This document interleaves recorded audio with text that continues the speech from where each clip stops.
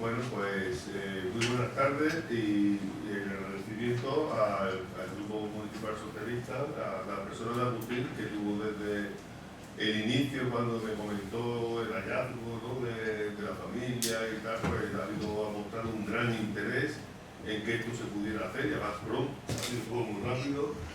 Y para mí es un orgullo y una satisfacción que esté la familia, que esté el hijo y que estén los nietos y que esté la bisnieta. Eso creo que es muy importante, y que estén los investigadores locales, que son una pieza también fundamental en la reconstrucción de esta historia. Está Paco el Lava y también está Julio Guijarro y Cecilio Gordillo, que también han empujado en este tema, y compañeros de mi Carlos Alonso también aquí, y con amigos en el pueblo donde nació mi padre, aunque no tenga ninguna raíz en esta localidad, pero mi padre era de Carmona y vivió durante bastante tiempo aquí, en su niñez, ¿no? Bueno, voy a intentar a todas esas preguntas oportunas y pertinentes darle una respuesta, pero a modo de conjetura. Es imposible en el momento en el que estamos poder reconstruir la biografía de Rafael Llamas Pano con tiempo, con trabajo en archivo y digamos, dando bien en las teclas adecuadas, se podrá hacer una biografía interesante. De hecho, ya ha habido cuestiones, y en el archivo Arolsen de Alemania hay datos muy interesantes sobre Rafael Llamas, que ahora iré desgranando, pero ya hay datos interesantes, y ahora hay partes de su biografía que están todavía en el punto de fuga oscuro. O sea, no sabemos nada de su periplo por la guerra de España y por el paso en Francia a premio de deportación. Sobre su militancia política tampoco se sabe nada, se sabe poco, ¿no? Hay un hermano libertario que fue asesinado, bueno, por ahí se pueden incluir algunas cuestiones, pero yo creo, vamos, con tiempo y con dedicación, pues irá surgiendo más información. Entonces voy a hacer lo que sabemos claro. Ahí estáis viendo una foto del horno crematorio de Gusen, que ese fue su último destino. Antes apuntaba las causas de la muerte de Rafael Llamas en los papeles oficiales que hacen los nazis. Es una información, digamos, aleatoria, porque muchos ponen que mueren por una neumonía o mueren por tal, y pues sabemos, por los testimonios de los testigos que estuvieron allí, que las causas de la muerte eran múltiples y no precisamente, no morían en un hospital por una enfermedad que intentaban curar, sino que se sabía que muchas veces iban a los hospitales y le ponían una inyección de gasolina o de benzina para provocar la muerte más rápida, cuando una persona era inservible para el trabajo, ¿no? Entonces, muchas veces lo que causa es algo que incluso el nieto, José, ¿no? Rafael, me comentaba una cuestión muy curiosa, ¿no? Él nace el 28 de noviembre y muere un 28 de noviembre cuando cumplía 40 años, ¿no? Pues es que incluso la fecha puede ser también, porque le ponen una fecha cualquiera. O sea, no necesariamente tuvo que morir ese 28, que es la fecha oficial de muerte, la fecha, digamos, estadística de la muerte, ¿no? Pero pudo ser, de hecho conocemos casos, porque lo han contado los supervivientes, y después se las contaré, ¿no?, de personas que tenían una causa de muerte y una fecha de muerte, y los supervivientes dijeron que no fue así. Entonces, ¿tú qué te crees más? ¿Un documento hecho por un burócrata nazi o el testimonio de una persona que viene desde Francia a comunicarle a la familia cómo fue ese caso, ¿no? En el listado que hemos ido manejando durante tiempo, que es el que está incluso en la página pares del Ministerio de Cultura y también en todos los nombres, que hacer una revisión, venían 4 de Carmona, venían 4 personas de Carmona. Hay 2 que ya hay que depurarlos porque son de Carmena, Toledo, y no de Carmona, Sevilla. Pero incluso en este Manuel Rodríguez, que son apellidos comunes, que puede ser perfectamente de aquí, los compañeros de Agustín, que trabajan en archivos, la compañera María, creo que me han dicho, ¿no?, ha estado viendo incluso los archivos parroquiales y tal, en los distintos archivos, y no aparecen ni en los registros civiles y tal. ¿Puede ser de Carmona? Sí, puede ser que sea de otro pueblo, y se viniera muy chiquitito a Carmona y él diga en todos los sitios que él es de Carmona. Pero tampoco está, como decía Paco, Lava, que tampoco está en lo de los subidos, en los listados que ellos manejan después de años de investigación a tope, ¿no? Entonces, ahora mismo es una incógnita este Manuel Rodríguez. Sabemos que está Rafael Llamas Gutiérrez y lo demás es incógnita que habrá que seguir investigando y habrá que ver qué hilo se puede agarrar uno en algún archivo de algún otro país, de Francia o de otro sitio, si apareciera este nombre asociado a alguna localidad, ¿no? Estos archivos que estáis viendo ahí son de los que hemos consultado en el archivo de Lorsen, que por lo menos, fijaros que tenemos la firma ya de Rafael Llamas, ¿no? Un papel con su firma y una cuestión súper curiosa, que esto no es común, es que estuvo en Buchenwald. Él, después contaré el periplo, veis aquí una tarjeta que es de Carmona y que está en el campo de Buchenwald y que va a ir a Mauthausen. Aquí también, Mauthausen, y aquí incluso en esta, religión, católico, los datos de la fecha de nacimiento, algunos datos de él, pero ya aquí habla de que se lo llevan a Mauthausen. Pero lo que es raro, que estando en un campo de prisioneros de guerra, en el sur de Austria, se lo lleven tan lejos a Buchenwald para después bajarlo a Mauthausen. Esto yo lo estaba consultando con los compañeros de Amical de Mauthausen y me han dicho que hay muy pocos casos así, pero que lo hay, ¿no? O sea que él tuvo un periplo, unos viajes especiales que nunca sabremos cuáles eran las verdaderas motivaciones, ¿no? Bueno, aquí tenéis otra de las tarjetas donde vienen algunos de los objetos personales que dejaba cuando entraba en el campo. Este es el campo de prisioneros de guerra y veis que aquí viene la profesión. Yo no sé alemán, le di al traductor de Google y me sale masón, Maurer, masón. Nadie dice que es masón a una pregunta, y además no se pregunta esa cosa, ¿no? Tú eres tal de profesión. Y por suerte tengo una cuñada que es profesora de alemán y es alemana y me decía primero que muchos de estos documentos están hechos en el dialecto de esa zona, que no es el alemán que hoy día está unificado y tal, sino que hay distintos tipos de alemán. Y ella tuvo que consultar incluso con su abuela, que era de esta zona, y habla que Maurer sería para nosotros como albañil. Maurer es muro como que construye muro y tal, y por las conjeturas que hemos estado viendo, peón caminero, los peones camineros, pues puede ser el oficio, ¿no?, al que se esté refiriendo. Pero curiosamente en otros documentos habla de que es agricultor o granjero también, ¿no? Salen esos dos tipos de oficios. También en muchos casos en aquella época, pues las clases trabajadoras no solamente tenían un oficio, sino que la experiencia laboral era muy diversa. Aquí tenéis las fichas también de los Estalar. Veis calle Sevilla, una dirección de Carmona, que hablando con el hijo hoy nos hablaba de las tres direcciones que aparecen en los documentos, que es calle Vieja, calle Sevilla y calle Taona. Existe memoria familiar de esos tres sitios, de domicilio de la familia que él daba en estos sitios donde iba, ¿no? Bueno, aquí tenéis otra de la ficha con los datos también aquí con los datos de la madre y calle Vieja. Aquí pone ya calle Vieja, ¿no? Número 2.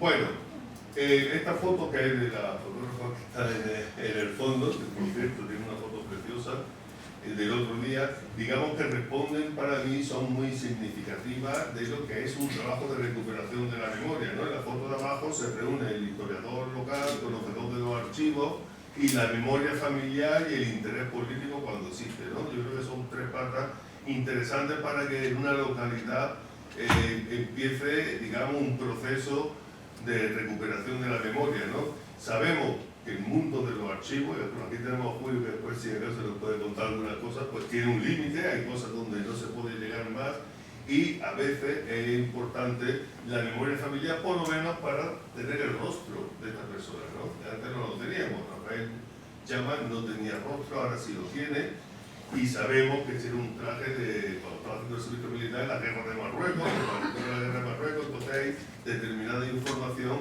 que va a nutrir esas investigaciones para que sean, digamos, lo más amplias posible, ¿no? Yo voy a hacer una pequeña contextualización de este fenómeno, muy rápida, aunque tengo muchas diapositivas, lo voy a ir pasando muy rápido, pero a mí me gusta ubicar siempre todo esto en el fenómeno mayor que es el Holocausto y lo que significó el Holocausto. Lo digo porque, como bien ha comentado Agustín en la presentación, estos temas pues no se han tratado apenas nada, ni socialmente y por supuesto muy poco en los currículos escolares. Sin embargo, el Holocausto sí se estudia. En los colegios se supone que se tiene que estudiar y existe un imperativo, tanto de Naciones Unidas como de la Unión Europea, para que el Holocausto se estudie como una manera de prevenir los totalitarismos y de prevenir lo que es el racismo y los distintos, digamos, opresiones que existen en el mundo, ¿no? Y España, según Reyes Mate, el filósofo Reyes Mate, es el estado de Europa con menos cultura de la memoria y con menos cultura del Holocausto. Aquí tenéis una foto que seguramente la reconoceréis mucho, que es Auschwitz, donde entraban los trenes cargados de judíos y de gitanos, iban directamente a los hornos crematorios. Allí no iban ni a trabajar ni nada, los sacaban todo, una perfección de una máquina perfectamente engrasada para eliminar a las personas de la manera más rápida posible, ¿no? Digamos que es como la metonimia del mal, esta foto, Auschwitz. Incluso hubo un papa, ¿no? El alemán, el Ratzinger, que fue allí y dijo, ¿dónde estaba Dios cuando ocurrió esto, ¿no? O sea, desde la religión, pero también desde las ciencias sociales, desde la política, desde muchas disciplinas, desde las artes, se ha intentado dar explicación a aquello que ocurrió y ya, como decía Teodoro Adorno, ¿no? Decía que después de Auschwitz no se puede escribir poesía porque ya el mal, el infierno había llegado hasta nuestra vida, ¿no? Entonces es como muy difícil explicar. Voy muy rápido poniendo cifras del Holocausto, ¿sabéis? Estamos hablando de cifras que son, digamos, las que han más... Existe mayor convención por parte de los científicos sociales, 6 millones de judíos, 4 millones de prisioneros de guerra y opositores políticos, entre los que estaban ahí los 10.000 españoles, 10.000 y pico españoles, 3,5 millones de polacos no judíos, 1.100.000 de discapacitados físicos y psíquicos, que eran alemanes y fueron las primeras víctimas del nazismo. O sea, el nazismo actuó contra su propio pueblo, que ellos pensaban que no eran aptos para vivir, no eran aptos para trabajar porque hicieron ese plan eugenésico, ¿no? 500.000 gitanos, 250.000 homosexuales y decenas de miles de testigos de Jehová, presos de delito común, indigentes, alcohólicos, prostitutas, etc. Fijaros la enorme cantidad de colectivos que para la ideología nazi no tenía sentido, ¿no? A mí me gusta, cuando doy clases muchas veces, seguramente Hitler esté en el escalafón como el mayor tirano del mundo, la persona más perversa y casi hacer una pequeña encuesta entre el estudiantado y tal. Pero muchas veces, eso puede ser verdad, nos lleva muchas veces a cometer el error de que se piensa que todo esto fue posible, todo lo que fue el Holocausto, todo ese daño acumulado durante tanto tiempo, fue posible por la obra de un loco, de un psicópata que se rodeó de un séquito de personas y fue posible por eso. Eso es un error pensar así, porque el nazismo fue posible porque hubo una parte muy importante del pueblo alemán que lo posibilitó y que lo hizo y por eso fue realidad. Una parte muy importante del pueblo, contando el aparato judicial, contando la intelectualidad, buena parte de la intelectualidad, buena parte del ámbito de la cultura y del pensamiento, apoyaron este proyecto. No era un loco, allá había mucha gente. Y un loco es incapaz de asesinar a 30 millones de personas. Ahí se necesita una maquinaria perfectamente engrasada de transporte humano, porque claro, de los transportes de Rafael, de Francia al sur de Austria, del sur de Austria a Buchenwald, de Buchenwald otra vez a Mauthausen, y todos esos trenes cargados con millones y millones de personas, con esa máquina perfectamente engrasada para eliminar a todas estas personas. Entonces muchas veces hay que decir la historia que se ha querido dar esta visión para exculpar, ¿no? El pueblo tiene responsabilidad en lo que pasó aquí. Y bueno, ya sabéis lo que pasó cuando se quema el Reichstag, le echan la culpa a un joven comunista en 1933, cuando Hitler se dio un autogolpe, se hizo presidente de una cierta manera, y queman, le echan la culpa a un joven comunista holandés, y a partir de ahí empieza la persecución contra los comunistas, ¿no? Después ya empieza toda una serie de rebajas de derechos a determinados colectivos, donde hemos dicho que estaban los discapacitados, después fueron los gitanos, los judíos, etc. Les niegan y restan derechos de ciudadanía. Bueno, aquí está el Progromo, que fue en la noche de los cristales rotos, que habéis visto seguramente mucho en muchas series y películas y tal, ¿no? Pues un día pues, van contra los comercios de los judíos, la vivienda de los judíos, la sinagoga de Berlín. Hay que decir que en Alemania, a diferencia de Polonia, de Hungría y de otros países del este, los judíos estaban asimilados a la cultura alemana. O sea, no iban con los tirabuzones y vestían con la ropa esta estrafalaria, sino que eran personas que incluso no iban a la sinagoga de la vida porque eran laicos y ellos no sabían ni que eran judíos. Para ellos ser judío no era nada, porque no hacían vida de judío, ni comían la comida judía, ni hablaban el yiddish, ni eran alemanes. Sin embargo, se les restó derechos de ciudadanía, y si tu abuelo, uno de tus 4 abuelos, era judío, tú ya no tenías determinados derechos, tú ya no eras un ario puro y no tenías determinados derechos ni de matrimonio ni de otras cosas, ¿no?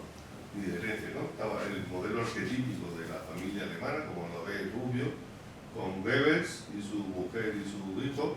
Y bueno, deciros que mucha de la imagen que tenemos nosotros sobre aquel proceso viene determinada por la ficción cinematográfica. Seguro que habéis visto muchos de ustedes estas películas, ¿no? La lista de Schindler, Niño que cama de raya, La vida es bella, El pianista o El fotógrafo de Mauthausen, de lo nuestro.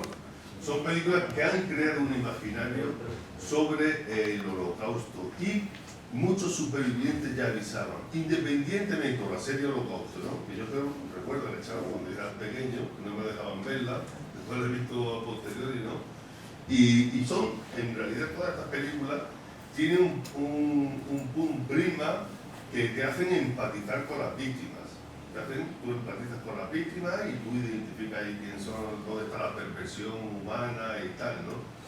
Pero a donde íbamos antes, a muchos supervivientes nunca les han gustado este tipo de películas porque dicen que no se explica la realidad que ellos vivieron, su realidad es más inenarrable, es difícil ponerla en formato de imágenes, y sobre todo porque te pone al perpetrador, al nazi, te lo pone como un personaje grotesco, muy malo, tal, y ellos decían que esa gente después le gustaba, era gente sensible, que escuchaba a Bach y se emocionaba con Bach o con Beethoven, y después con sus niños los cuidaba muy bien y tal, y que en la maquinaria, que es lo que llama Hannah Arendt, la pensadora Hannah Arendt, la banalidad del mal, para el asesinato masivo de muchas personas, todo el mundo cumplía un papel, desde el guardabujas que desviaba un tren y sabía perfectamente que toda esa gente iba al matadero, hasta el que hacía una carta, porque había una burocracia tremenda para todo eso. Todos, eso es la banalidad del mal. Yo hago cosas, cumplo con mi deber y no me planteo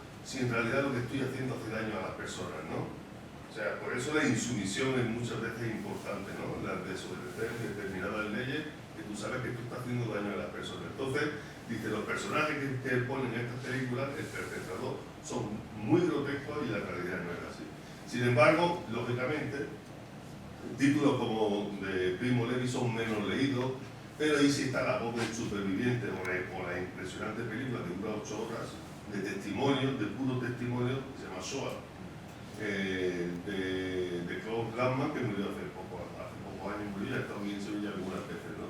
Son 8 horas de testimonio con supervivientes, son bastante duros, incluso también salen algunos de los perpetradores, ¿no? y de los habitantes, ¿no? Obviamente esto está mucho en la esfera más minoritaria de los que prestan atención a estos temas, ¿no? Bueno, en España es una cuestión, porque tú has hecho una pregunta antes, Agustín, pero es que cuando yo estoy dando clases de esto, y me creo que Miguel Ángel también lo sabe, los alumnos se quedan flipados, como bien has dicho, de que españoles en los campos de concentración nazis, pero eso era de los judíos solamente, ¿no? ¿Cómo es posible, no? Y es cierto que en el imaginario de las personas mayores, porque los jóvenes ya tampoco lo tienen, o sea, España no participó en la Segunda Guerra Mundial y se casó en una división azul. Hubo división azul, que fue un cuerpo de voluntarios, entre comillas, porque hubo algunos que sabemos, como Gila, entre otros, que no eran voluntarios y fueron enviados allí, para luchar con los nazis contra el peligro comunista, ¿no?, en el frente ruso. Eso es lo que había en el imaginario, pero incluso ya los jóvenes tampoco saben de la división azul, ¿eh? Muchos jóvenes no saben. Yo cuando era pequeño había colegios que se llamaban división azul, había calles, y esto estaba, digamos, instalado todavía, ¿no? Pero, o sea, hoy hemos estado hablando, ¿no? Poca gente sabe de la 9, ¿no?, de que París se libera con republicanos españoles, veis con las tanquetas con las que iban con nombres de la batalla de España, España Cañí este, otro se llama Bruneto, otro Guadalajara, etcétera, y esto pues, ha tenido que ser una alcaldesa de origen andaluz, de origen gaditano, la alcaldesa de París, Ana Hidalgo, la que empezó a decir que los españoles tuvieron un papel activo en la liberación de Francia, ¿no? Porque no, en Francia tampoco se decía, lo decimos nosotros, de Paul y tal cosa como que no gustaba que se hablara, ¿no? Y bueno, pues todo esto poco a poco ha ido saliendo del armario, nunca mejor dicho, saliendo poco a poco de la oscuridad, y hay que darle mucha relevancia a los descendientes de los exiliados españoles en Francia, que se han agrupado en asociaciones que existen casi por todos los departamentos de Francia, bastante pujantes. Bueno, hay zonas como Toulouse y el sur, que ahí son muy vigorosas, pero en muchos sitios con ritualidad, con monumentos y de homenaje, y se juntan gente, y es muy interesante lo que está ocurriendo en Francia, con lo que son ya nietos y hijos y nietos de aquellos exiliados, ¿no? Y más se quedan mis alumnos, y cuando voy a dar una charla en muchos sitios, más se quedan sorprendidos cuando ven esta foto, ¿no? La liberación de Mauthausen, el 5 de mayo de 1945, el último campo que se libera de la Alemania nazi. El primero fue el de Auschwitz, un 27 de enero, que hoy es el Día Internacional de Conmemoración contra los genocidios y de prevención de los totalitarismos y tal. Y un día que se celebra internacional. Y el último campo, que es una foto histórica, pues se encuentra cuando llegan las tropas norteamericanas, se encuentran con esa inmensa pancarta que dice: los españoles antifascistas saludan a las fuerzas liberadoras. A ellos les extraña, dice, una foto que podría ser la portada del libro de historia contemporánea de Bachiller, ¿no? O sea, una foto perfectamente icónica, ¿no? Y sin embargo, pues nosotros esta foto no la conocemos, no conocemos esta historia, y en Europa se conoce bastante más, ¿no? Curioso. Y entre otra foto icónica de ese momento es cuando se libera el campo, hay un grupo de personas que están tirando el águila desde arriba y desde abajo, desde el símbolo de los nazis, ¿no? Pues entre esa gente había gente como como Juan Camacho. Entre los que están tirando del águila está Juan Camacho, que tuvimos la posibilidad de conocerlo, aquí lo tenéis en Sevilla y en Mauthausen, de un pueblo de Almería, que ya había emigrado a Francia antes de la guerra. Cuando se produce el golpe de Estado el 18 de julio, vuelve a Cataluña, viene de Francia, para combatir por la República y contra los fascistas, más bien de ideología libertaria. Su hermano muere en el frente del Ebro, y él pues, vive el periplo que ahora comentaré así muy breve de lo que viven estos republicanos, y ahí está en el día de la liberación. Este estuvo durante 3 años, 2008, que lo comentó el viaje, 2009 y 2010, volviendo a Mauthausen, desde Montevideo. En Montevideo, en Uruguay, vivió otra dictadura, otro golpe de Estado, otra represión, la de los militares. Él estuvo ayudando a gente comprometida del movimiento Tupac Amaru, de los Tupamaros, de donde fue después el presidente Pepe Mujica. Él estuvo ayudando con Cristina, pero fue otra vez detenido, molestado y tal, y siendo mayor. Esos son casos que se han dado en algunos casos de personas que emigraron a Chile y vivieron otro golpe de Estado, o sea, otro momento de ilusión de lo que fue la Unidad Popular de Allende y el golpe de Estado y la represión pinochetista, ¿no? Experiencias muy similares con 30 años de diferencia en dos puntas del planeta, ¿no? El otro tema que deja a la gente muy sorprendida es la existencia de este personaje del que ahora se ha hecho la película, ¿no? El fotógrafo de Mauthausen. El único campo de exterminio, campo de concentración alemán que tiene fotos durante el funcionamiento de ese campo es el de Mauthausen. De los demás campos existen fotos cuando se libera. Durante su funcionamiento no hay fotos porque se destruye, porque existe una orden de destrucción de todo el material que se va generando en los campos. El de Mauthausen, fotos que vais a ver ahora en este reportaje y otras que son muy conocidas, existen fotos porque los españoles republicanos, niños incluidos entre ellos, sacaban los negativos, se arriesgaron a sacar los negativos para que quedara constancia como prueba para la historia, pero que también sirvió como prueba judicial en los juicios de Nuremberg.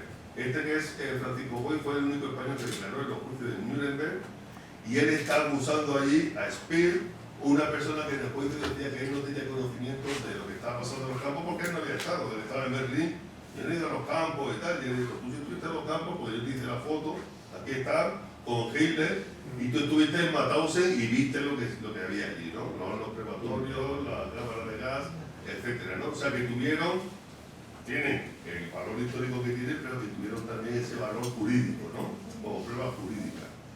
Lo de Francesc Boix, si Francesc Boix hubiera sido francés, holandés, belga, húngaro, checo, sería el héroe, tendría calles, plazas, monumentos por todos lados. Pero bueno, ha sido español, catalán y comunista además, ¿no? O sea que lo tenía pues todo para... Ahora se está reconociendo, ahora tan tarde, ¿no? Por supuesto él en vida, ¿no? Es que de este tema no apenas interés académico, muy poco.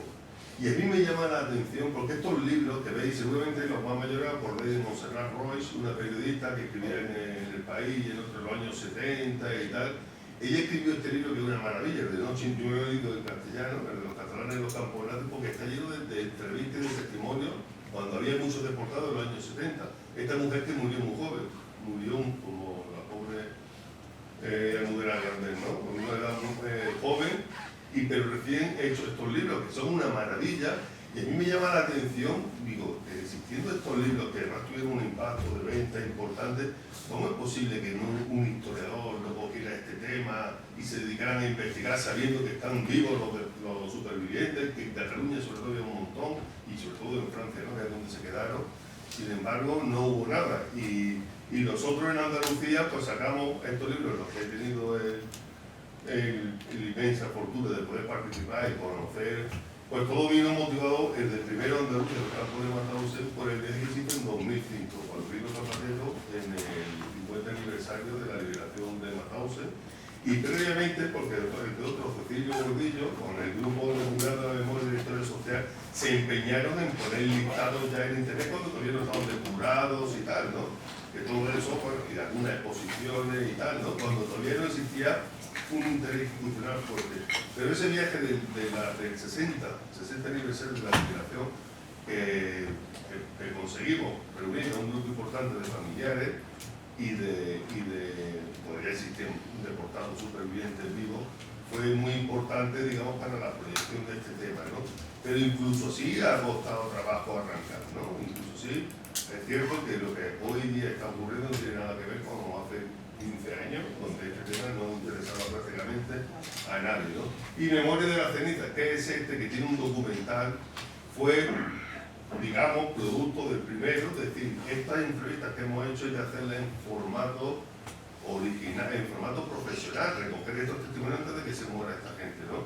Y nos tuvimos que ir a Francia a entrevistar a las personas, a los supervivientes.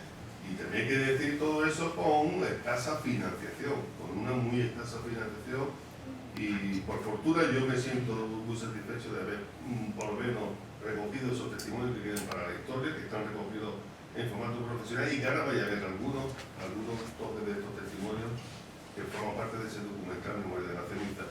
En esta investigación nos dimos cuenta de un hecho que es bastante más generalizado de lo posible. Esta mujer sostiene la foto de su hermano que es un desaparecido del campo de Neuengamme, en Alemania, un campo nazi, ¿no?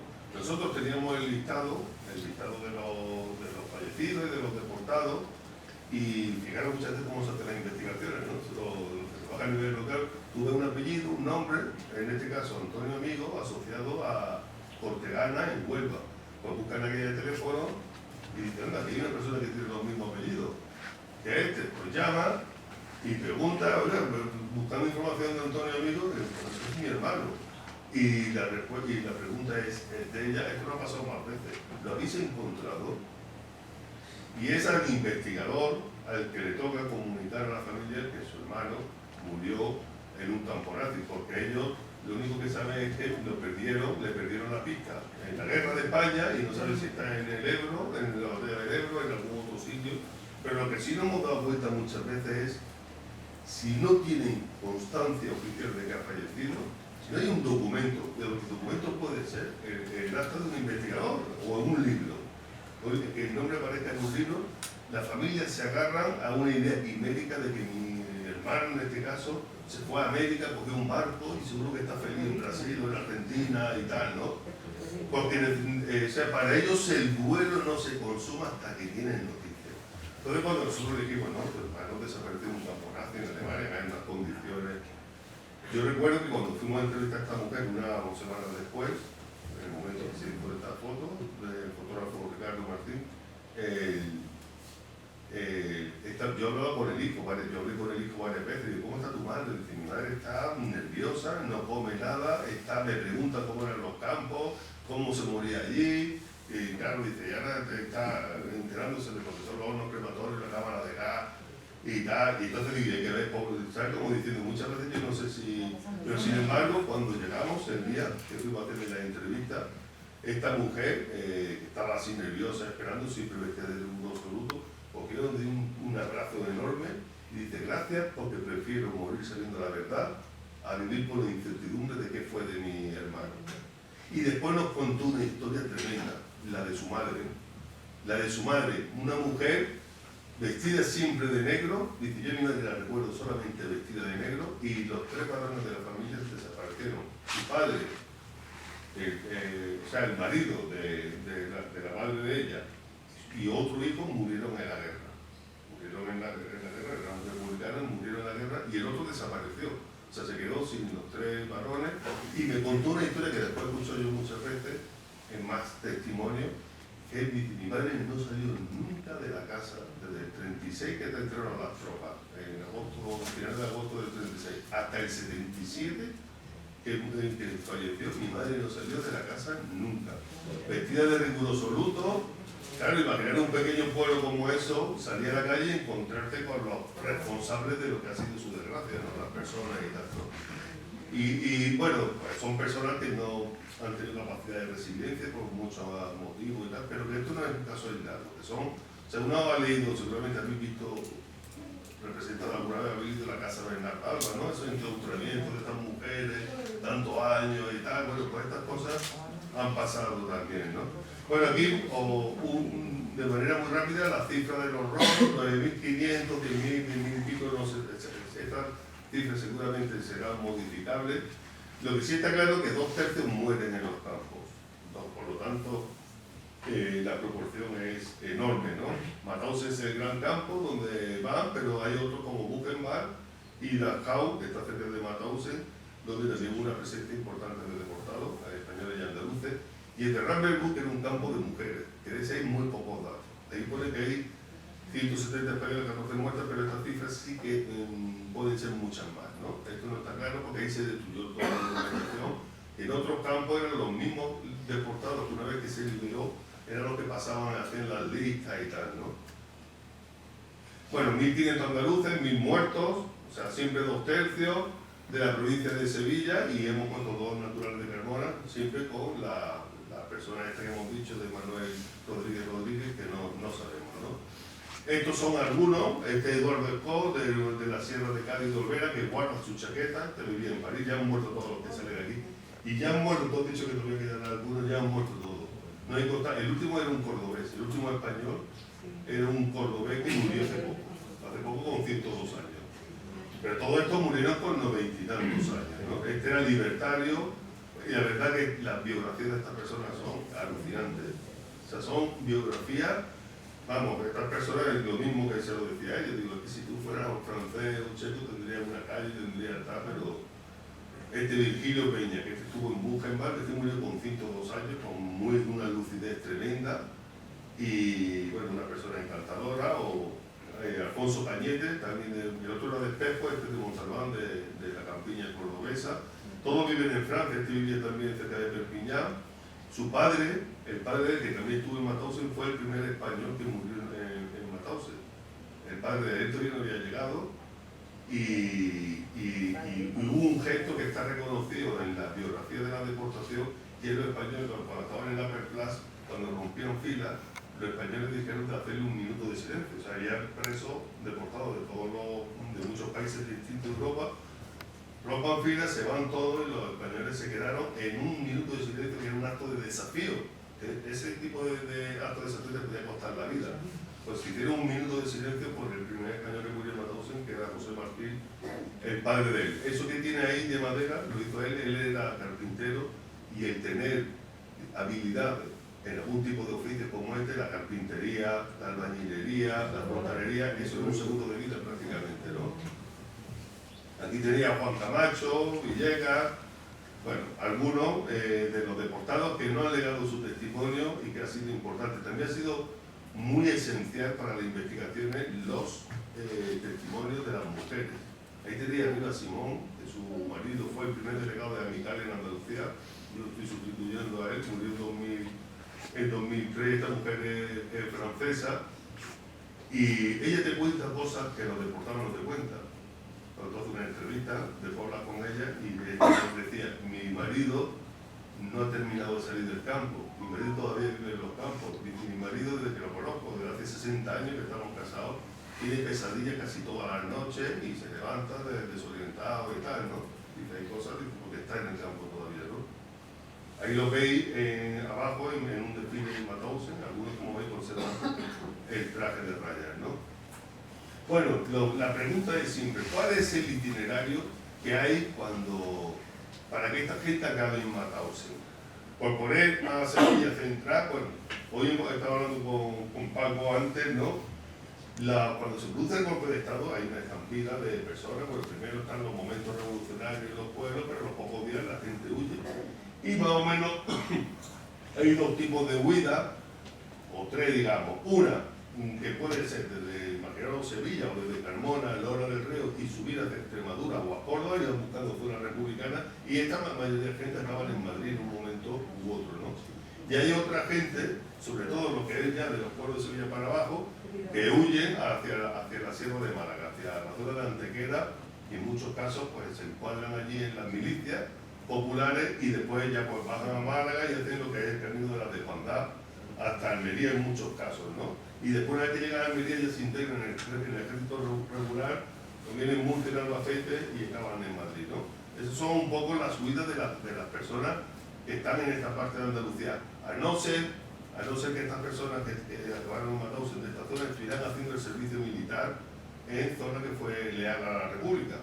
O sea, que pudieran estar en Murcia, o en Almería, o en Jaén, o en Barcelona, o en otro sitio, ¿no? Eso también puede ser, ¿no? Cuando se rompe la Cataluña, se queda separada del resto de la península, los que acaban en Mauthausen es porque le pillan Cataluña. Los que se quedan aquí, estos acaban en los campos de concentración franquistas, y acaban en los pelotones de fusilamiento, y acaban en los campos de trabajo, etc. Los que están en Cataluña son los que tienen posibilidad después de huir, porque muchos de ellos hicieron la guerra, por los testimonios combatieron en el Frente de Madrid, en el de Guadalajara, en el del Ebro, pero a ellos les pilló la bolsa, o sea, cuando se rompe el frente, les pilla en la zona de Cataluña, y entonces emprenden la huida.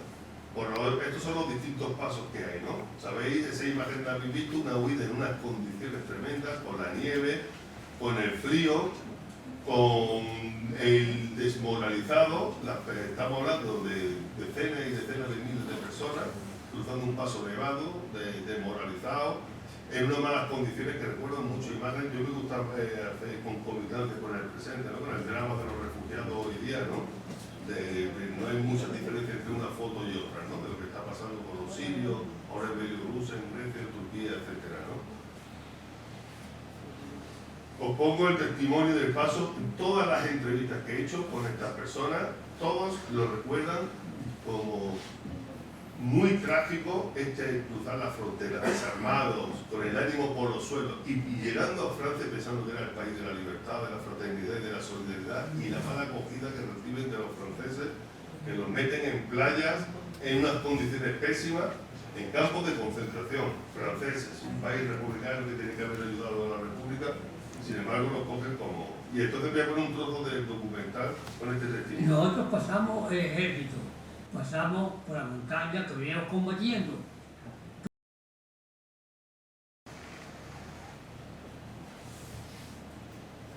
Bueno, estos son, fijaros la cantidad, y no están mucho menos todos, los campos de concentración, que era como se llamaba en la terminología oficial, donde los españoles fueron arrojados, conducidos, ¿no? A raíz de campos de refugiados, y estuvieron en condiciones durante meses muy adversas, muy duras, y para ellos era una humillación, que Francia, del que esperaban más, se comportara así. Es más, las autoridades no permitían tampoco los movimientos de solidaridad, del Socorro Rojo y de otras organizaciones de cristianos y tal, que querían ayudar a los españoles, no permitían que llevaran manta, ni comida, ni otro tipo de enseres. Y lo pasaron realmente mal. Después iban los camiones de la España franquista diciendo que volvieran, que volvieran a España, que si no tenían delitos, que podían volver, que no sé qué, no sé cuánto, y los franceses combinaban que se fueran. Muchos volvieron y los mataron, estando aquí, ¿no? Entonces sabían perfectamente muchos de que ya había correspondencia, etcétera, de lo que estaba pasando, ¿no? Bueno, ¿cómo estas personas acaban ¿qué es lo que hacen para salir de estos campos? Las condiciones eran muy malas y existe un alistamiento voluntario, lo que es la Legión Extranjera y los batallones de marcha, que son dos unidades muy parecidas. Muy parecidas. Los batallones de marcha y la Legión Extranjera son muy parecidas, son contratos. Yo estoy 2 o 3 años con vosotros y tal. Entonces eso lo decían, si queréis mejores condiciones, un sueldo y tal. Y hubo gente que se alistó. Sabemos que el Partido Comunista dio órdenes de que no se alistaran. Los comunistas, que eran una organización muy bien estructurada y tal, no, ellos dijeron que no se alistaran. Entonces ahí acabaron, por ejemplo, Juan Camacho, el que habla con el acento uruguayo, él estuvo en los batallones de marcha y algunos otros, porque querían salir de allí. Entonces los demás seguían en los campos, en esos campos, en condiciones, habían mejorado un poco las condiciones, y lo que les dijeron, lo que les propusieron era un alistamiento forzoso en las compañías de trabajadores extranjeras, es decir, son compañías militarizadas, van con el uniforme del ejército francés, pero no tienen armas. Lo que tienen un pico y una pala para construir obras públicas, mayoritariamente trincheras, lo que se llama la línea Maginot, que son las trincheras que separan Francia con Alemania, que eran existentes de la Primera Guerra Mundial, pero que había que mejorarla, porque la artillería se había sofisticado, ¿no? Y después hay parte de personas que fueron enviadas a Mauthausen como refugiados civiles, o sea, gente que no había participado en la guerra de España, eran republicanos que estaban allí y que los cogieron, los detuvieron y se los llevaron a Mauthausen. Entre ellos está el famoso convoy del 1927, donde metieron hombres, mujeres y niños. Estuvo el tren durante 2 o 3 días dando vueltas por media Europa. Acabaron en Mauthausen, bajaron a los 500 personas, entre ellos los niños mayores de 14 años y los hombres, y a las mujeres se las llevaron a España. El sitio llegó hasta San Sebastián y después fue a Asturias, ¿no? Pero los hombres se quedaron allí y de los hombres aquellos no sobrevivió casi ninguno. Es la primera, sobrevivieron los que eran niños, que eran muchos de ellos del comando Posaque, los que hicieron esconder la fotografía. Se dice que esa es la primera deportación de personal civil de Europa Occidental a un campo de exterminio. O sea, no fueron judíos, fueron republicanos españoles. La primera deportación, los judíos fueron deportados más tarde. Estamos hablando de agosto de 1940. Agosto de 1940. Bueno, esta es la línea Maginot, donde estaban muchos españoles. Alemania, como sabéis, invadió Francia por Bélgica, y lo hizo en 2 semanas. Se metió el ejército aquí, hicieron una bolsa con los republicanos, que como digo, los que estaban trabajando en las compañías de aquí, con un ejército muy bien pertrechado. Los republicanos no tenían nada, no tenían armas, y los hicieron prisioneros. Los llevaron en un principio a lo que se llama Stalag, que son campos de prisioneros políticos donde, entre comillas, se les respeta la condición de prisionero político según la Convención de Ginebra. Podían recibir cartas, esa gente tenía una carta, por ejemplo, de uno de Córdoba, podían recibir paquetes de la Cruz Roja, la Cruz Roja podía inspeccionar, era donde metían a los prisioneros de guerra. Son los Stalag, son las películas que han visto de los americanos, por ejemplo, a los soldados de norteamericanos no los llevan a campos de exterminio, llevan a este tipo de campos de prisioneros donde se respeta ese estatuto. Rafael Llamas lo mandan a un Stalag al sur de Austria. O sea, los Stalag están por toda Alemania, hay un montón, porque estamos hablando de que hay detenidos decenas y decenas de miles entre franceses, británicos, cuando se invade, pues imaginaros la cantidad de soldados que hacen prisioneros. Pero los españoles, cuando llevan varios meses en los Stalags, hay una orden de arriba, ahí se dice de que Alemania comunica a España qué hacemos con los españoles que están detenidos en los Stalags, y la respuesta del gobierno español de Franco, a través de su ministro de Asuntos Exteriores, que era el Serrano Suñer, que era en aquella época filonazi, y después, como todos, muchos de ellos blanquearon su historia y dicen que no tenían conocimiento y tal, ¿no? La respuesta es: no son españoles, haced lo que queráis. Y por eso son deportados a un campo que lo recuerdo como Mauthausen. Mauthausen no se iba a cumplir condena, se iba a explotarte laboralmente y hasta la muerte, ¿no? En lo que son los transportes, que es, digamos, la primera gran experiencia de inhumanidad, ¿no? De decir, aquí empieza, de hecho, ellos te cuentan que los transportes en tren de mercancías, sin agua, sin nada, son de los relatos más espeluznantes de los que te cuentan. Ponemos uno, entre muchos, puesto uno de algunos de los demás, no se encuentra esta experiencia. Uno, aquí tenéis un mapa de un concentracionario, desde la parte de Polonia, Ucrania hasta Francia. Pues imaginaros, ¿no? Tienen distintas categorías, ¿no? Están los campos específicamente de exterminio, donde se iba a morir, y otros campos como el de Mauthausen, que era de los más duros, donde se explotaba la mano de obra de los presos en obras de fabricación de armas, de fabricación de carreteras, o trabajando en las canteras, que era de lo más duro, y después por otro tipo de campos, ¿no? Existían distintas modalidades. Mauthausen, para que os hagáis una idea, no es un campo, es un complejo concentracional. Hay un campo central, que es el grande que veis en la foto, y después hay multitud de pequeños campos, chiquititos o grandes. Bueno, el de Busen, que es donde mueren la mayoría de los españoles, es grande también, es muy grande. Pero hay otros que pueden tener, a lo mejor Mauthausen podría albergar 20 o 30 mil prisioneros, y otros que podrían albergar 250 prisioneros, que estamos haciendo la carretera en los Alpes. Pero son fotos de la liberación de Mauthausen, lo que se encontraron los americanos, que existen imágenes. Antes preguntabais los responsables de la deportación republicana. Yo en todas las entrevistas que he hecho me decían, por supuesto que Hitler tuvo responsabilidad, pero Franco fue el causante de nuestra deportación, porque él podía haber evitado el martirio que sufrimos, que sufrieron los compañeros en los campos, porque él se desentendió, ¿no? Aquí tenéis a Serrano Suñer, que os decía antes, el joven de mayor, entrevistándose con Ribbentrop, que era su homólogo en Alemania nazi, ¿no? Y decidiendo. Pero también Mariscal Pétain, en lo que se llamó la zona libre, que era un estado colaboracionista de los nazis, aquí había muchos españoles y ellos se emplearon a fondo para detenerlos y entregárselo a la Gestapo para que fueran enviados a estos campos, ¿no? O sea que él tiene también una enorme responsabilidad en lo que es la distinción. Los españoles, como fueron tratados como apátridas, llevaban un triángulo de color azul, que era el que designaba a los apátridas. Curiosamente con la S, que le decía de dónde eran, de España, ¿no? Aquí veis los triángulos que llevaban cosidos en el pecho. Los judíos tenían la estrella de David, pero estaba el negro, que es el de los gitanos y los asociales. Después los gitanos tuvieron uno de color marrón. El verde, que era el que llevaban los criminales de guerra, los criminales comunes alemanes, que eran los que ejercían la represión dentro del campo. Estaban los SS, pero los capos triángulos verdes eran temidos, porque eran gente muy cruel, que eran alemanes, y ellos tenían, digamos, unos estipendios por ejercer esta represión. Veis que está el de los homosexuales de color rosa, el morado era el de los objetores de conciencia, que en aquella época eran mayoritariamente testigos de Jehová. gente que por sus creencias pues no hace el servicio militar y tal, pues esos también eran enviados a los campos. Y veis, el azul era el de los apátridas, pero estaba dedicado prácticamente en el 90% más a los republicanos españoles.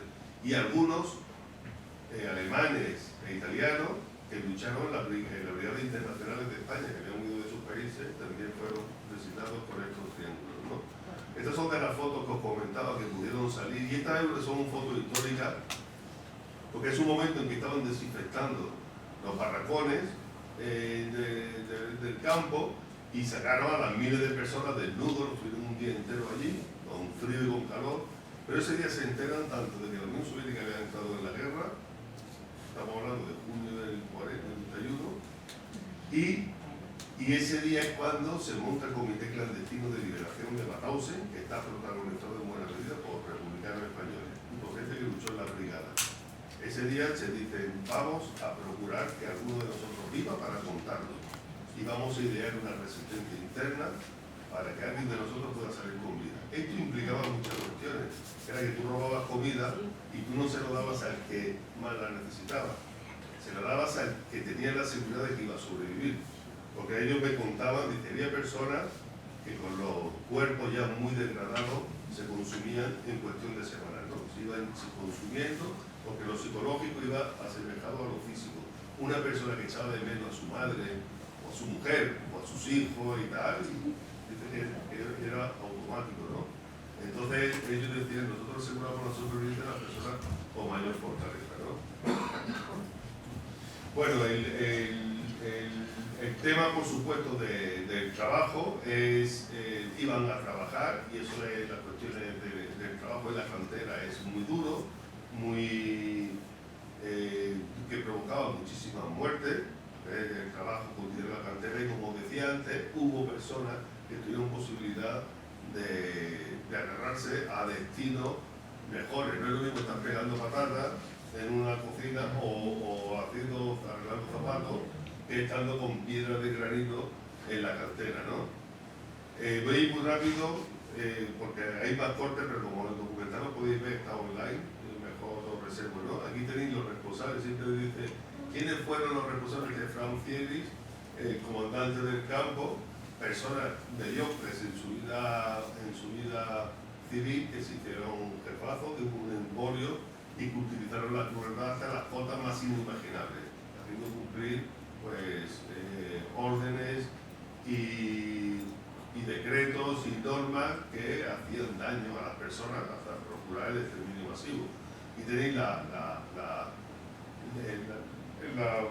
chimenea del horno crematorio que, según te decían los supervivientes, escupía ceniza las 24 horas del día, los 365 días del año. Y ellos, cuando llegaban, además del olor insoportable que tenían que aguantar, el comandante Fiedrich, que hemos visto antes, los recibía por esa puerta habéis entrado y por esa chimenea vais a salir. Esa era la frase de referida que le daban. Los supervivientes han contado hasta 35 formas de morir distintas, desde el trabajo duro y extenuante, enfermedades, represión, la cámara de gas, suicidios, etcétera, ¿no? Inyecciones letales. Y bueno, todas estas fotos es lo que decía que estaban documentadas, ¿no? Estas fotos no existen de otros campos, ¿no? Porque los hicieron, también tenían la tortura y lo que comentaba de personas que se tiraban a la alambrada, en algunos casos eran inducidos por los propios SS o por los capos en la alambrada electrificada, y en otros casos era gente que decía pongo fin a mi sufrimiento lanzándome contra una alhambra electrificada, ¿no? Bueno, en el campo de Busen es donde murieron la mayoría de los españoles, y ha sido muy importante en este sentido en la reconstrucción de la memoria de esta. La importancia de estas son dos hijas de una pequeña localidad de Granada que se llama Zujaira. Este es el campo bueno, estos son Neus Catalá, murió hace pocos meses con 102 años, era la única superviviente que quedaba del campo de Ravensbrück, de mujeres donde pasó alguna servilleta de origen judío como Leila Trabo, que murió con 50 años. Esta es la foto que existieron algunos españoles que estaban en mejores condiciones el día de la liberación, con la pancarta y con una bandera republicana que todavía existe, ¿no? Y bueno, aquí están los que estaban en mejores condiciones porque otros estaban en la residencia. Y este es Virgilio Peña, que curiosamente 1 o 2 semanas antes de morir el Estado francés le dio el máximo reconocimiento que se concede allí, de la Legión de Honor, ¿no? Y se lo dieron, me invitó a ir para allá. Dije, mira, tú hasta ese día me acompañás, yo había ido en otro momento, ya no pude ir en otro momento porque falleció. Pero curiosamente Francia le ha dado a los supervivientes españoles de los campos la máxima distinción que concede el Estado francés, cuando en España, como decíamos, pues son en muchos casos desconocidos. Aquí Juan Camacho, en el viaje donde hicimos el documental con los chavales, estudiantes de institutos dispuestos a donar su testimonio, ahí estamos en Las Duchas, un lugar bastante siniestro también, porque los torturaban poniendo el agua hirviendo o agua helada, dependiendo también de la época, pero ahí lo veis con su disposición al testimonio. Y, por ejemplo, voy a poner este que dura un poquito de Virgilio Peña, hablando de lo que veía en Buchenwald. Esto no, vale.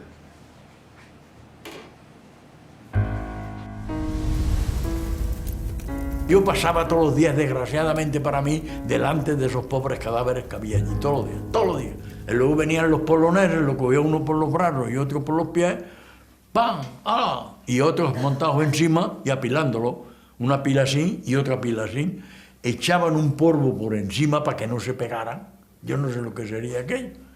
Si tenías mucha sensibilidad, te podías morir por tanta sensibilidad que tenías, pero te tenías que hacer fuerte, tenías que ser un poco duro, si no de ninguna manera podías salir de ese infierno. Estar ahí no lo he hecho voluntariamente, pero la guerra de España sí lo he hecho voluntariamente, ¿comprendes? Ahí me han llevado por fuerza, ahí me han pegado palos por fuerza, ahí he sufrido por fuerza, ¿comprendes? Y todos los días. Pero además de sufrir todo eso, no me he comido ni un grano de la granada que tengo aquí dentro. Sigo.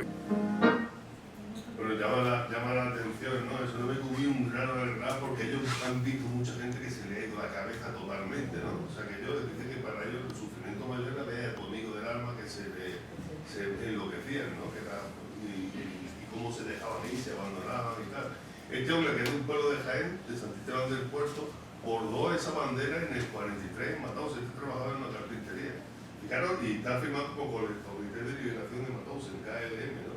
Fijaros que esto le hubiera gustado a él y a compartir el taller, pues la muerte y con previa tortura y tal, ¿no? Pero ahí dice un poco, ¿no? Bueno, en 2005 fue cuando se le dio un impulso con la visita de Zapatero. Después en 2010 tuvo María Teresa Fernández de la Vega y la verdad que los viajes que se hacen a Mataus, estos son el 5 de mayo cuando se conmemora la liberación. Se hace siempre el primer fin de semana o el segundo fin de semana de mayo y van decenas de miles de personas de toda Europa a conmemorar a las víctimas del nazismo en los distintos monumentos.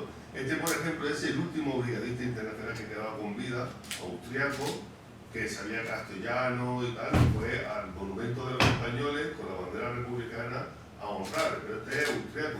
Y eso es una cuestión que llama mucho la atención, porque en esos viajes que vamos con estudiantes se hacen actos de reconocimiento en los distintos campos donde estuvieron los españoles, donde ellos hacen representaciones teatrales o musicales que hacen aquello con sus profesores que la van preparando durante todo el año, y se juntan muchos familiares. Esta mujer de Córdoba, su padre era de un pueblo de Córdoba que murió en el campo de Busen, de donde murió también Rafael, pues iba a estar hasta los 5 años, y fijaros lo que son los hornos crematorios que se convierten en verdaderos altares, ¿no? De personas de todos los distintos países y colectivos, de gitanos, de homosexuales, pero gente de toda Europa y de América, pues van, ¿no? Y la necesidad que tienen de poner placas, ¿no? Existen muchas placas que son de ayuntamiento o de la familia, por el nombre puesto de sus seres queridos, ¿no? Con su historia, que ahí veis, ¿no? En muchos idiomas, con distintas edades. Es bastante emotivo pasear por allí, y de hecho tú vas con los jóvenes de los institutos que van a lo mejor entre ellos hablando, cantando y tal. Cuando pasan a Mataus hay un silencio sepulcral, cuando pasean por los sitios es como levitando. Algunos lógicamente se emocionan muchísimo en estos sitios. Y es lo que os contaba, que a mí me llamó mucho la atención el primer año, en el monumento de los españoles, que es este que hay aquí, veía que venían delegaciones de todos los países a hacer un reconocimiento, una ofrenda floral, con la banda de música oficial del Estado, porque son reconocimientos estatales, Y digo yo, pues claro, estos son los polacos, por ejemplo, estos son jóvenes italianos en el monumento de los españoles, cantando el Bella Ciao, Italia, haciendo recuerdo y poniendo los frutos a florar. Estos son el Estado de Israel, el nombre de los judíos. Entonces yo preguntaba, bueno, ¿esto qué se hace? ¿Todos con todos? Y me dice, no, esto lo hacen el resto de Estados con nosotros, porque los españoles, de todos los colectivos de presos que había en Mataus, eran los que tenían mejor consideración. Eran los que tenían, eso está hecho en la memoria de muchos de los supervivientes, bien sean polacos, franceses, checos, belgas y tal. Decía que los españoles lógicamente estaban hablando de un colectivo muy ideologizado que venía de una guerra de España, que tenía, digamos, otra. Entonces decían, los españoles cuando han sido jefes han tratado bien a las personas, tratan de humanizar, entre comillas, la vida en el infierno de alguna u otra manera, ¿no? Y a mí me llamaba la atención. Igual que uno se encuentra escenas muy emotivas, como este que es el monumento del italiano, paseando por allí, porque yo iba a los distintos monumentos y veía un poco la ritualidad que cada país, cada estado hace con sus víctimas. Veía este niño que está aquí en la esquina, me quedé observándolo durante un buen rato y lo veía así en esa posición de respeto, pero estuve observándolo por lo menos 15 minutos en esa señal así de respeto. Y tú dices, este niño ya pertenece a la generación de los bisnietos, si es que tiene algún familiar, este ya es bisnieto y viene a honrar la memoria de su gente, ¿no? Son cuestiones. Y ahora, este es el monumento de Almería, que es el gran monumento a la deportación, está declarado hoy día el lugar de la memoria histórica de Andalucía por el gobierno, y esto fue iniciativa del superviviente que han hablado, de Antonio Muñoz Zamora, que fue el primer delegado de alcalde en Andalucía. Y tocó sangre y sudor en hacerlo, pero se hizo un pedazo en un enclave muy potente al lado de la playa. En Almería ha habido intentos de quitar este momento y llevarse a otro sitio, ya no sea tan vistoso, pero se pusieron 140 tantas columnas en memoria de las personas, de las víctimas almerienses de Mataus y de la deportación. Ha sido vandalizado muchas veces con cruces tamadas, pero a mí es muy interesante este lugar, se ha convertido en un lugar de la memoria. Pero también los gitanos celebran el Día del Pueblo Gitano allí. O sea, se ha convertido en un centro de los homosexuales que hacen actos allí. O sea, en un sitio por la tolerancia. De hecho, se llama Monumento a la Tolerancia y ha sido acogido por más colectivos. Este de la izquierda, por ejemplo, es en Zujaira, una pequeña aldea de Granada, perteneciente al término de Pinos Puente, que de esa pequeña aldea 12 murieron en Mataus. Y entonces este monumento, que es el primero que lo hicieron en los años 84, fue hecho por cohesión popular por las viudas y porque uno que sobrevivió de Francia fue el que la idea, y la gente ponía 1.000 pesetas, 5.000 pesetas, otro lo que podía, y se hizo y hay una ritualidad todos los años donde va el colegio, donde se paraliza la aldea y va toda la aldea a rendir honores a la mujer. El otro que veis en Elda, más espectacular y tal, pero se hacen muchos tipos, por fortuna, está creciendo en la geografía andaluza y española, están creciendo los hitos de recuerdo a todas estas víctimas, para que no se olvide. Este es en Alborote, en otro pueblo de Granada, con esos rituales, un día al año se junta la gente y va a echarle flores, a hacer memoria. Este es el de Córdoba, con todos los nombres de las víctimas de Córdoba, que son 300 y pico víctimas, o este de Málaga, con los nombres también de todas las personas. Otros más sencillos, en los Nachos, aquí son 3, con una placa. Lo digo, y fijaros, este es más sencillo que este es de una víctima de Medina Sidonia, que está en la fachada de su casa natal, de la casa donde estaba, pues hay una placa puesta. Y lo que está ahora, bueno, este es Virgilio Peña, que consiguió, el día que cumplió 100 años, que yo estuve allí, consiguió una calle, ¿no? Esto sí que es raro, que pongan calle de estas personas, no es más raro, ¿no? Ahora lo que está dando muy fuerte son las Stolperstein, que son piedras de la memoria, es un modelo único. De esto hay cientos de miles, sobre todo por Europa, en Alemania hay cientos de miles puestos que se ponen en el suelo de la casa donde nació, donde vivió el deportado. Y hay por toda Europa y por América, por Estados Unidos y por Argentina sobre todo, pero por Europa hay ya cientos de miles. Estos que estáis viendo aquí son las que se pusieron hace poco en el Valle de los Pedroches, en Córdoba, que ha sido iniciativa. Este es Juan Romero, el que dije yo que es el último superviviente que murió hace poco, que era de un pueblo de Córdoba, ¿no? Y veis que es sencillo. Estas son cosas, sabiendo aquí, por ejemplo, que vivió en la calle tal y tal. Esto, como digo, sobre todo, se llaman piedras de la memoria porque es para que tú tropieces, porque se pone al lado del suelo y te fijes, ¿no? Si te vas fijando en Berlín, está todo esto lleno, en Berlín, en la ciudad alemana y francesa y tal. Y aquí poco a poco son muchas las localidades que lo estaban poniendo, ¿no? Y bueno, termino, siempre me gusta terminar con este dibujo que hizo el sobrino de uno que murió en Mauthausen en el aniversario de Auschwitz, que dice, hay otros Auschwitz pero no están en este, porque una cuestión que distinguía a los españoles del resto de los deportados es que cuando ellos hablan de todo esto, no lo hacen desde una visión historicista, de decir eso pasó, ¿no? De hecho, cuando los españoles, los supervivientes, hablaron cuando estaba Zapatero allí en el 60 aniversario de la liberación, lo que hicieron fue un discurso de actualidad política contra lo que estaba ocurriendo en Palestina, contra la guerra de África y contra las distintas catástrofes que están pasando en el mundo, ¿no? De hecho, en aquella época era cuando la invasión de Irak, ¿no? Y tuvieron un protagonismo con ese tema, ¿no?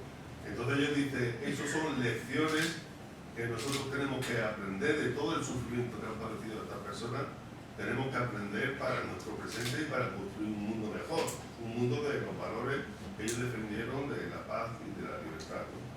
Y perdona por tanta perdona, pero muchas gracias.